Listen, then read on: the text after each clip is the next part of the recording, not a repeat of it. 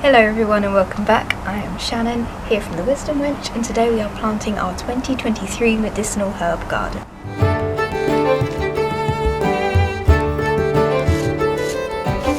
Right now, we're filling up our trays about halfway with just some general all-purpose compost, and I'm going to tell you about what we are doing.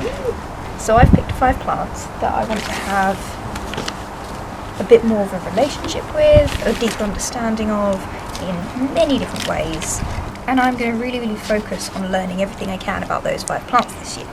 And I thought, well, the best way to start learning about a plant is to grow it from a seed. So it's a bit windy and I've got neighbours doing some works, so I hope you can still hear me. But today we are going to plant seeds to my 5 main plants that I'm going to use, and then a few others that I'm just planting for fun. And at the end, when these are all grown, towards the end of the year, we'll do a deep dive into each one. So the first one I'm going to plant, and the main herb that I want to be working with, is Taraxacum officinale, Dandelion. Dandelion is what I've chosen to do my final project on this herbalism course on. It's a big one for me to focus in on. While dandelion grows pretty abundantly on this lawn, I also have a dog, so it wouldn't be the most hygienic place to forage from. So I have got some growing through this pavement that I might harvest and do a little bit on, but we're not taking any chances. Ooh. Well, we're growing it in this one now. Okay, so I only want to do a few of these seeds. I don't want to do loads of them. I'm going to do these in 2 entire rows. Just a few dandelion seeds. And I'm going to see how it goes, and then transfer to bigger pots. A great thing about dandelion is every part of the herb can be used. The stem, the root, the leaves, and it's got a lot of fantastic properties. It's a great herb for appetite and digestion issues, for inflammation, things like that. It's a really good all-rounder herb, and it is so abundantly grown, but I'd like to be able to harvest it a little bit easier. And doing it in a controlled environment like this is the slightly easier way to harvest it. So the next herb I want to focus on this year is Mentha piperita, mint. I have grown mint before. I currently have mint in this garden. But when I decided to grow mint, didn't read anything about how to grow mint, and didn't know that you weren't supposed to put it straight in the ground because it kind of takes over. So now I have mint kind of everywhere. Bits of it I can harvest, but again, I'd like it a little more controlled. So we've got some mint seeds here. I'm going to do 1 row of mint, I think, because I know I've already got some of this around the garden.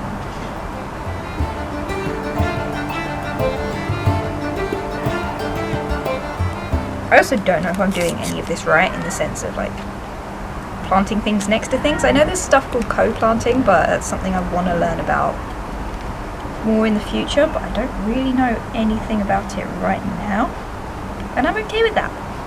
So mint, another great plant, can do a lot. It's a very good decongestion, very opening kind of plant. It's also quite good for IBS and your teeth and gums. There you go. But I'm mainly interested in the menthol properties of it, so how it does just open up the senses. I've focused in a lot on plants this year that can be mixed together to help with hay fever, because hay fever is something I struggle with quite a lot, and it's something that I really want to focus in on and learn a lot more about this year. The next plant I want to be focusing on is Calendula officinalis, which we've got right here. Calendula is a really good all-round plant. It's very good. Oh my god, I did just cut it. No! You can use it topically to help fight infections, for burns and bruises. Ooh, don't go in that one. Don't go in that one. Oh, got it. It's also really good for menstrual cramping. calendula. It can be given for a lot of women's issues. Okay, so that's our first trait done. So now we cover it up with the soil. The next plant on my list is a Teacadocia, stinging nettles. Nettle and nettle leaf tea is something that I use a lot in my herbal preparations. Why is there two things in here? Ah, they gave me free chrysanthemum seeds. That's cute, I'm planting those. It's really good at fighting inflammation and for general hay fever symptoms. Things like itchy eyes, runny nose. It's also really good for painful muscles or joint spasms, making it a really useful plant for dealing with things like menstrual cramping. The final plant on my list is Matricaria recutita, also known as German chamomile. German chamomile is a really good plant to tie other plants together, other herbal remedies, not just because of its flavour, but because it's got many properties that work in conjunction with other plants. It will very rarely interact negatively with anything else. It's a mild sedative, making it really good for sleep. It's an antispasmodic, meaning it's good for muscle spasms and muscle pain, and because of that, it's really good for things like period cramps, again, menstruation and the general symptoms that go along with that. That is 2 done, so let's get this one covered in soil. Now on to our final tray, which are just the ones that I'm planting for fun. I'm doing Helianthus annus, or sunflowers, in this one. These aren't the really tall ones. These are the slightly smaller ones.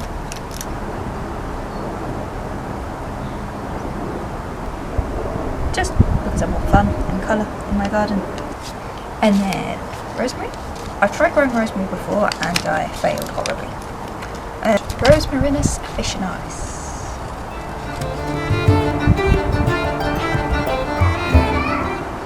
And then finally, strawberries. I used to grow strawberries as a kid. I think everyone has done that at least once. And I just want to do it again. I'm being super careful with these ones. And that is our final tray.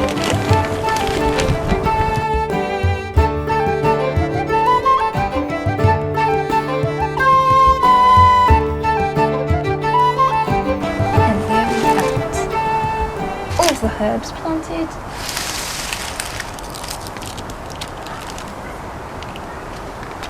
Ready for this year. I'm going to go put it in the, I bought a small mini greenhouse. I'm going to go put it in there, give them a water, and we'll check back when they're all well and grown. So towards the end of the year, I'm going to record a video plant monograph, which is like a compendium of information on each plant, including the herbal actions, the medicinal properties, the history, the folklore, lots of fun things.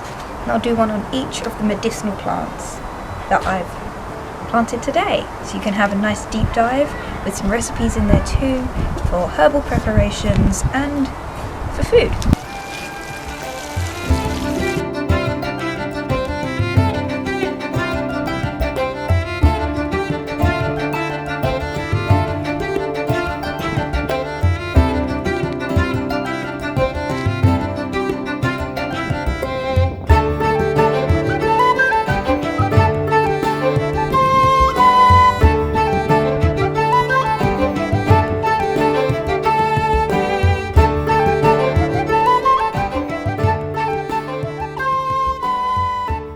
That is a dog.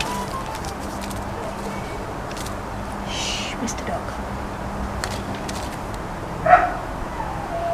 Great thing about dandelion is that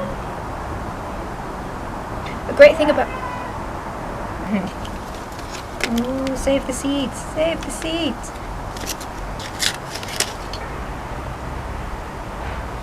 Done? No. That's a deal. I'm just going to throw some of these in the ground, see what happens.